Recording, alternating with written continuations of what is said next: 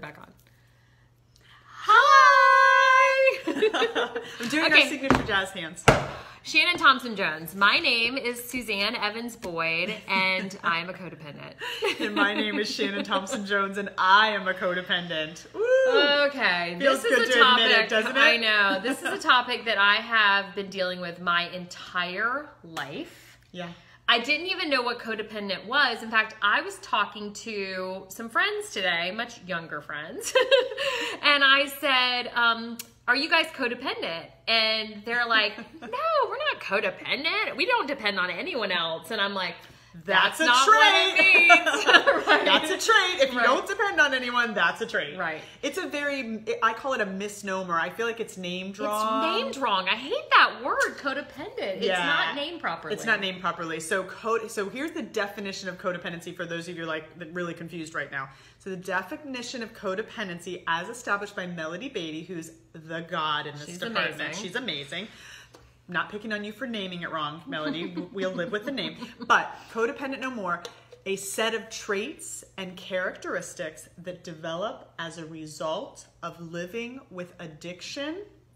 We've all modified that definition to be a set of traits and characteristics that develop as a result of living with dysfunction. Mm-hmm. That includes the rest of the United States. Yes. So some people, where classic codependency comes from is if you're raised with the alcoholic father, maybe gets drunk every Friday night and does a big scene, you will develop traits and characteristics to survive living with an addict. But then you look at the rest of the world, how many of us grew up in dysfunction?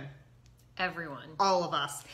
Right. And you know what, I always see codependency as being, I feel like people pleasers are classic codependents. That is classic codependency. The codependency has four, well, if you buy the book, there's maybe 8 categories, but there's 4 main categories that when I used to work in addiction, that I would teach.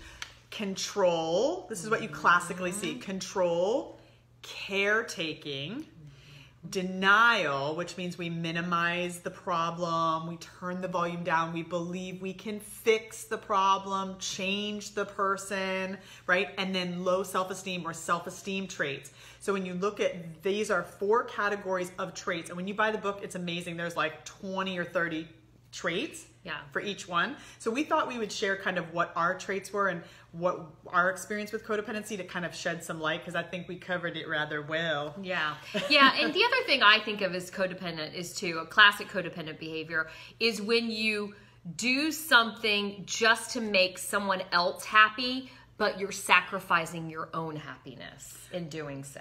That is the reason we treat codependency in this country. That is the reason I'm a therapist that works with codependency, because what happens is you have these set of traits and characteristics, and what ends up happening is you self-sacrifice, self-sabotage, and you get miserable. Miserable. Yeah. And then you go into a therapist and you go, I don't know what's wrong with me. I hate my husband. I hate my children. I hate everyone.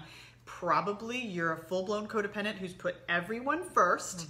You're not even on the list. You've self-sacrificed. You're burnout, exhausted, and you hate everyone. Yeah. And that's where it lands at the end. Yeah. Yeah, you know, it's interesting because, first of all, Melody, I have every Melody Beatty book. She doesn't have enough hands for all the books she has. I don't. Now, what I love about Melody Beatty is she's so good at putting it in simple terms. And she's also really good at these daily meditations, the language of letting go, which awesome. I read a really interesting thing just recently out of this Melody Beatty book about, she tells the story of a gerbil and how this gerbil was the pet for this family. They let the gerbil, the gerbil got out of its cage. Okay. And so they were crazy for months trying to capture this gerbil. Every time the gerbil would scamper around, they would stop what they're doing and follow and chase the gerbil. Okay. And so one day she said to herself, I'm not doing this anymore. I'm making myself crazy over this gerbil. And she had feelings for the gerbil. She didn't want the gerbil to be hurt or to die. Yeah. So she finally said, I have to let go and I just have to detach myself from the gerbil. Right. She's sitting on the couch one day. She sees the gerbil run by. She doesn't move. The gerbil comes back and like stops and looks at her. And the gerbil eventually, because she wasn't reacting, came up to her and she put the gerbil back in its cage, and it's been living with him ever since. But literally the most perfect analogy for codependency. Right. Yes. We chase, and we chase, control, we and micromanage, we drive ourselves crazy trying to fix it, change it, modify it, change other people's behavior. The moral to the story, can we change other people's behavior? No, never. We can only change us. Yeah. So if you sit still, yeah, it'll come to you. So I have lived through this in many different relationships in my life, but I will tell you, one of the most profound and what really changed things for me was my brother. My brother has lived with addiction pretty much his entire life. And so my mom was dealing with it, and he went through several different rehabs, and at some point it got to my mom so badly that I thought she really was going to have just a breakdown. Sure. It was so hard on her. So I, Suzanne the fixer, Dun, was like, dun, dun. dun, dun, dun, wearing the white hat, I'm going to come in and take care of the situation. So I brought him here to South Florida and said, I'm going to fix this problem. Wow. And let me tell you, it was 2 years of complete and utter ruining my life because I was so involved in his life and trying to fix him that it ruined my life. Yeah. I mean, and it was literally ruined my life. I mean, I remember one story where he called me so upset, hysterically crying, and said he felt like he should just end his life. And it was 5 minutes before the newscast was 5 minutes before I was supposed to be on air.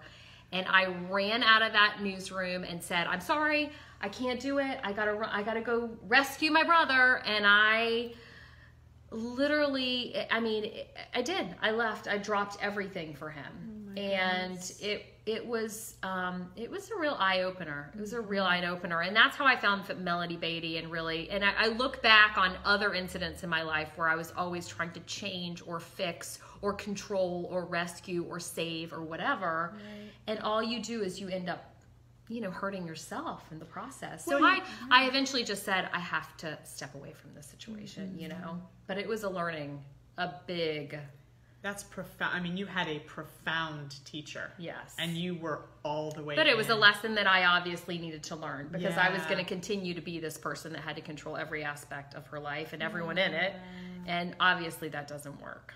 Well, and then, so did you then find after that perfect training in codependency that you went on to choose relationships with men that were not quite what was best for you, where you self-sacrificed, attempted to change, attempted to fix, helped encourage them and get them on the right path, only to find that you were self-sacrificing. Yes, 100%. Yeah. Okay, just checking. Yeah. Because that's what we do.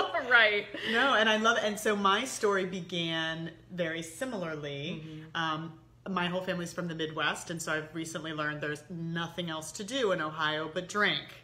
So everyone in my family did and does, and some people are sober now, but basically I was born to an alcoholic mom, an alcoholic dad, an alcoholic grandmother. My grandfather died of cirrhosis of the liver when I was about 10 or 12. All of my cousins, not all of my cousins, but my aunt, had an addiction. Some cousins battled addiction, that kind of thing. And so at the end of the day, I was surrounded by the disease at like 2 years old. Yeah. So I was running around fixing and caretaking and doing all that with everyone. And so at 10, my mom and dad divorced, and my grandmother was kind enough to move in with us and got drunk every night. So I got to trade. I was like, whew, good news. Don't have to trade. I get to trade a drunk for a drunk. So nothing changes. So this is great. And my mom actually at that point went into AA. So she went to AA. My grandmother came down and filled in for the drunk dad spot and was drunk every night. But my mom at that point said, we're going to be a healthy family. And so by 10 years old, I had codependency down pat.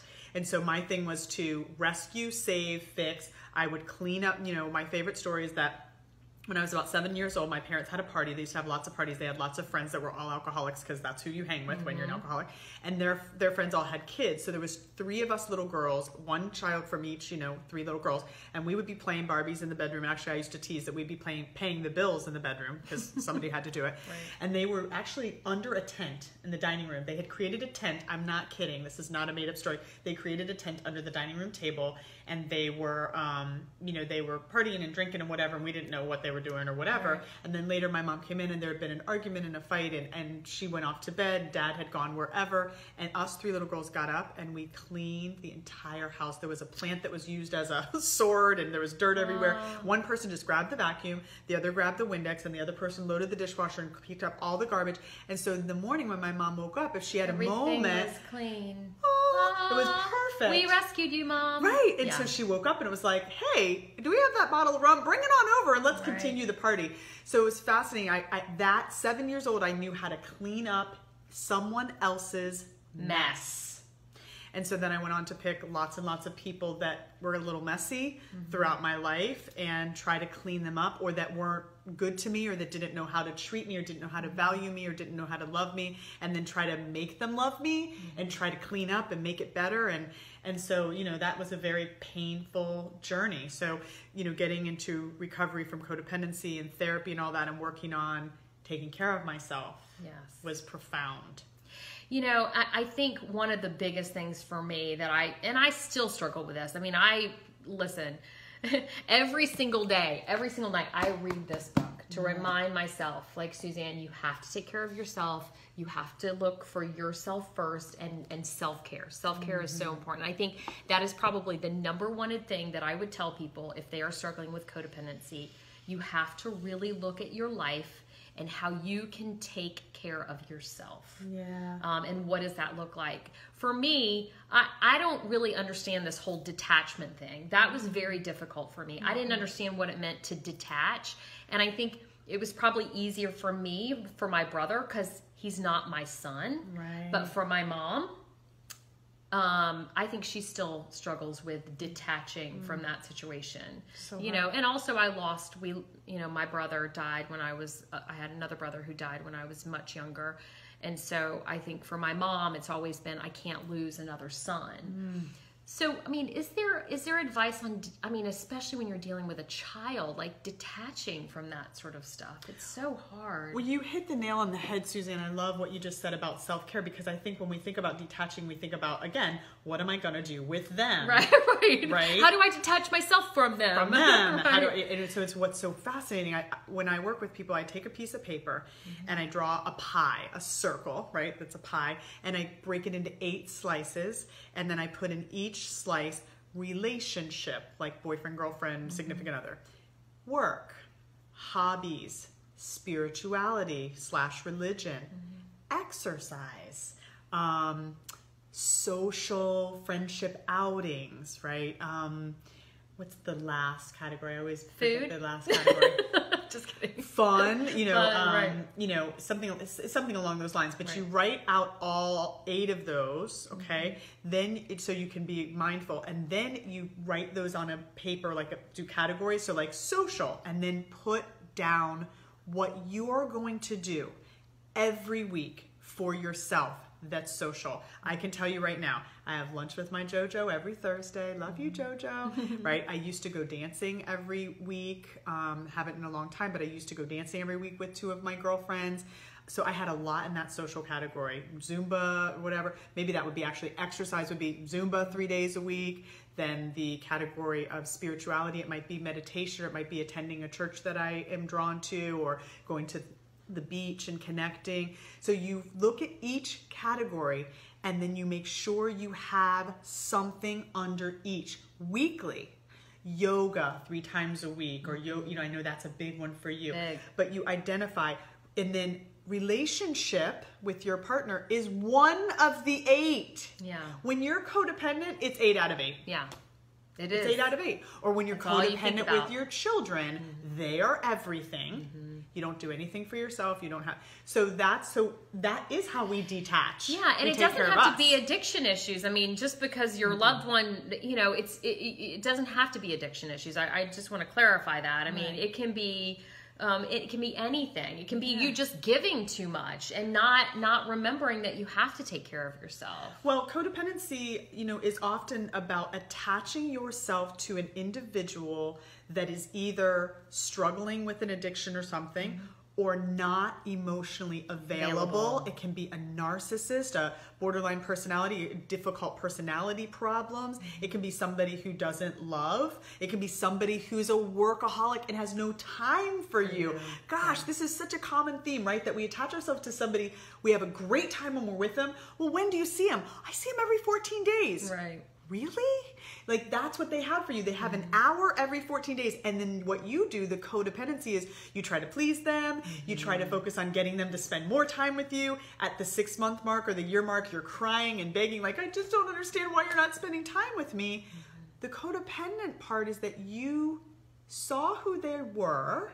You saw that they were a doctor, a lawyer, a CEO, an accountant, a traveling salesman who had no time for you. And then you decided to hang in there and talk them into loving you enough to spend time with you, instead of saying, you are a great human being. You are way too busy for me. And I'm a little needy. And I want to be with somebody 4 days a week, and you have an hour. So God bless. I'm going to let you go. I'll wait for the person who, works a normal 9 to 5, and we can have our evenings and our weekends together. And you're going to find somebody maybe who's another professional in your community who works 80 hours a week, and you guys will be a good match. And that's that. But when you're codependent, no, you grab that and you try to convince them and make yourself. And you fall in love with them, and then you marry them. And then you divorce them. And then they start over again. That's right. So, I think what we want to do is just give people the tools to really, recognize whether you are codependent. And really, if you think you are, you probably are.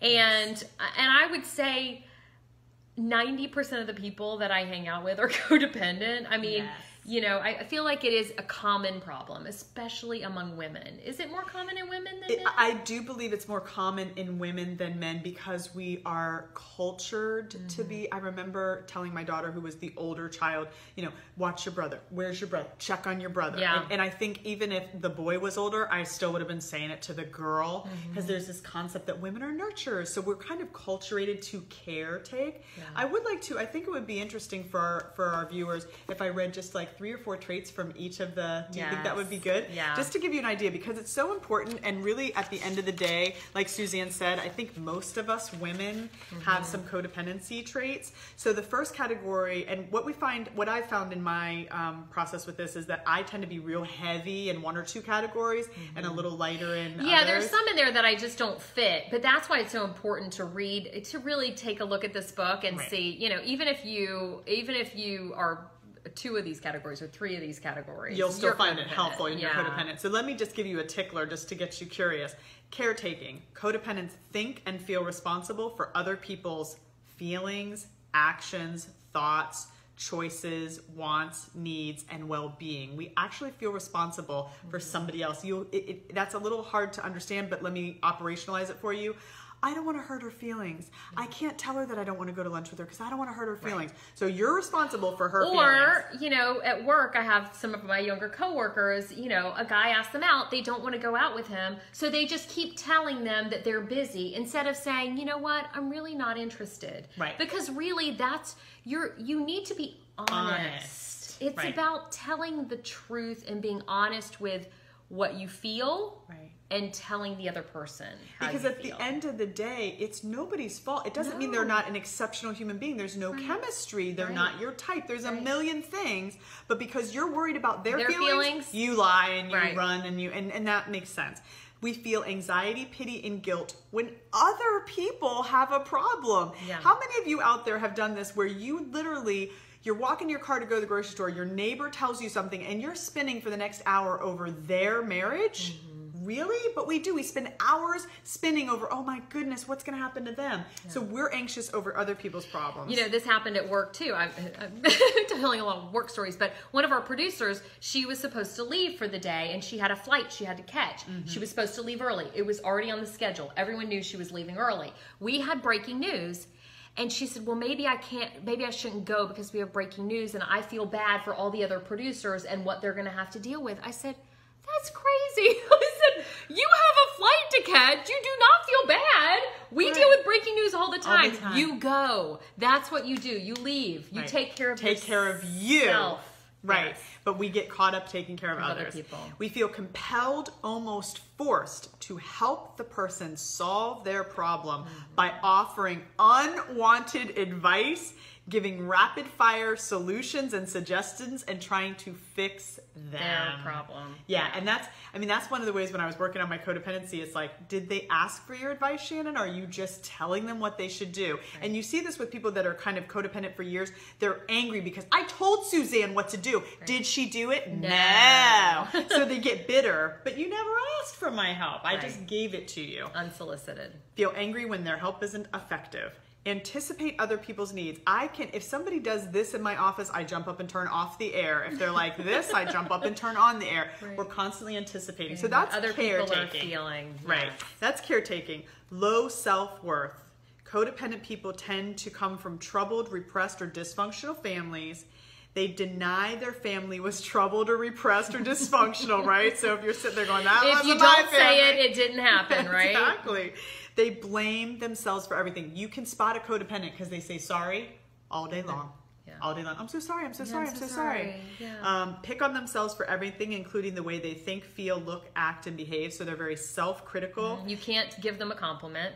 You can't give them a compliment? They will. I mean, they will say, "Oh, well, yeah," but you know, they'll deflect. Deflect. But here's what I love about codependents: you can't give them a compliment, but don't you dare give them a criticism. Right. They will attack you. So and we're saying they, but what we're really saying is we. We.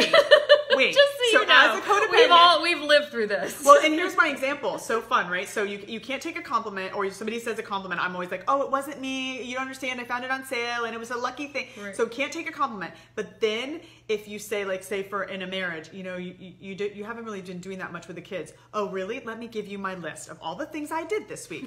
Because we're so defensive because we're always trying to be perfect. So we are so defensive if you pick on us, but then what happens is we're picking on ourselves all the time. Because when I leave, I'm going to go in the car and go, I haven't been spending enough time with the kids. Right. We beat the crap out of ourselves, right? It's interesting. And then one more, get angry, defensive, and self-righteous and indignant when others blame or criticize us. Something codependents regularly do to themselves. So that's that. The controlling. Many codependents have lived. This was me. Yes. We will now talk about Suzanne. This was me. This was my trait, controlling. And it was mine too. I'm a recovering controller. Control freak. Yes. Yeah. And I'm telling you, I live a really free life now. Yeah.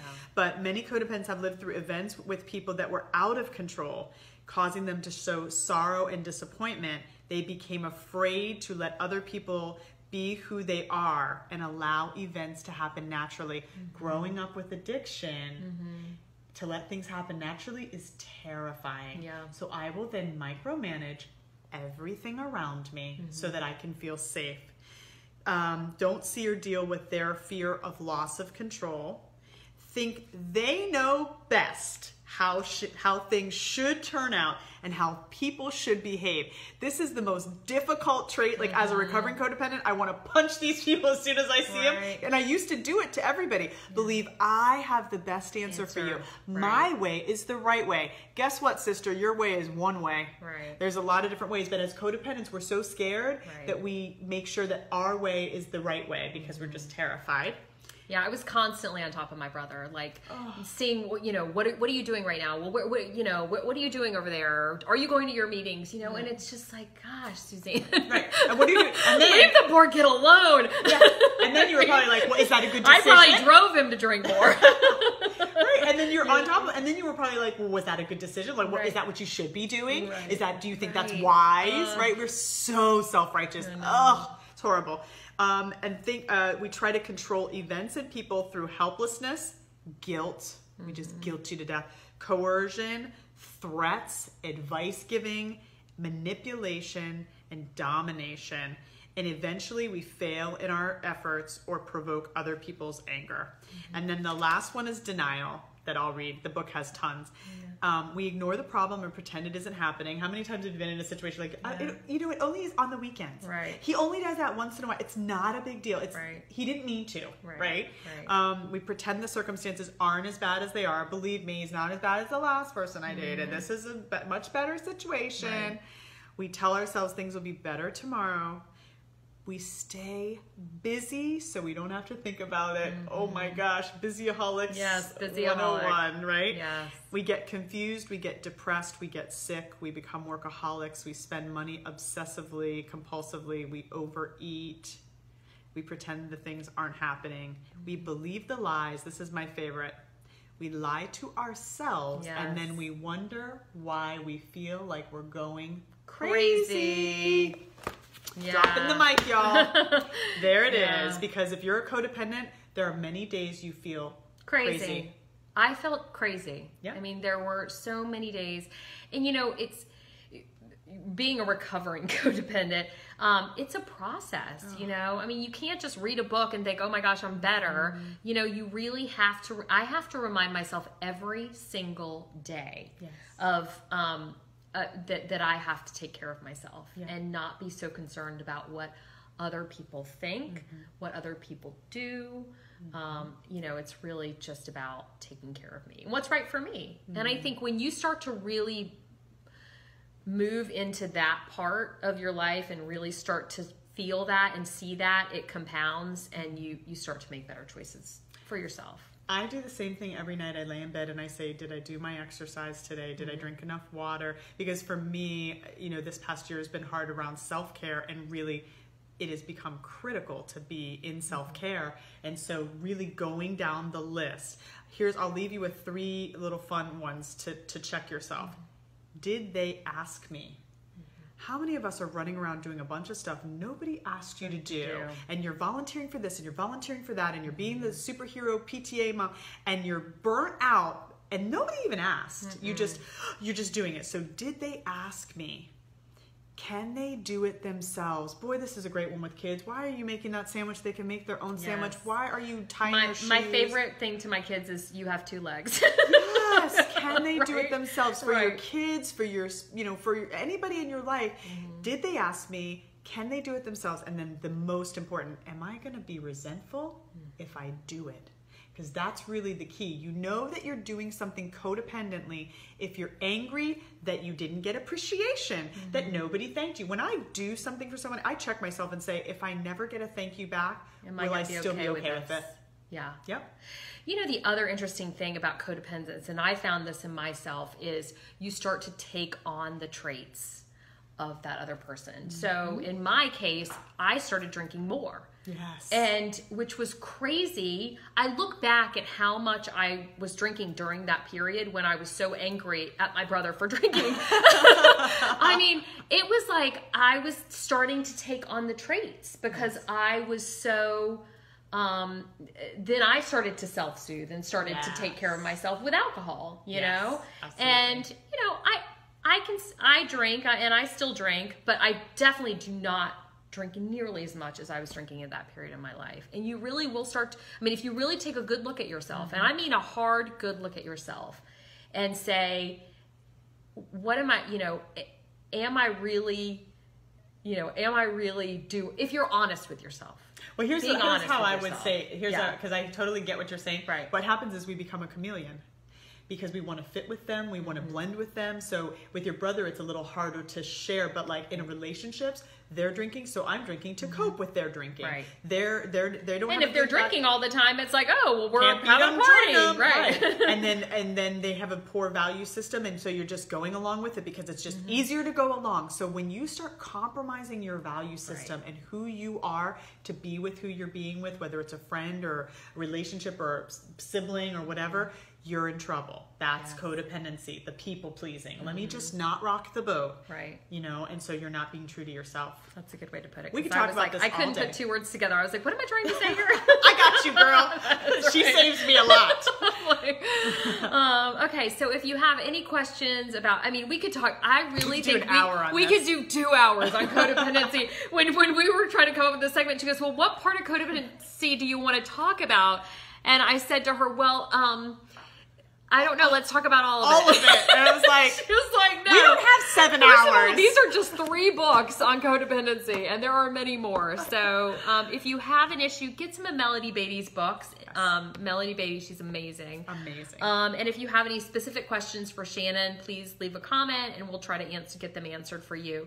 And don't forget, if you have a show topic or a segment idea or dealing with any challenges in your life or need some advice, we're here to help. We're here to answer your questions. It's advice your friends won't tell you.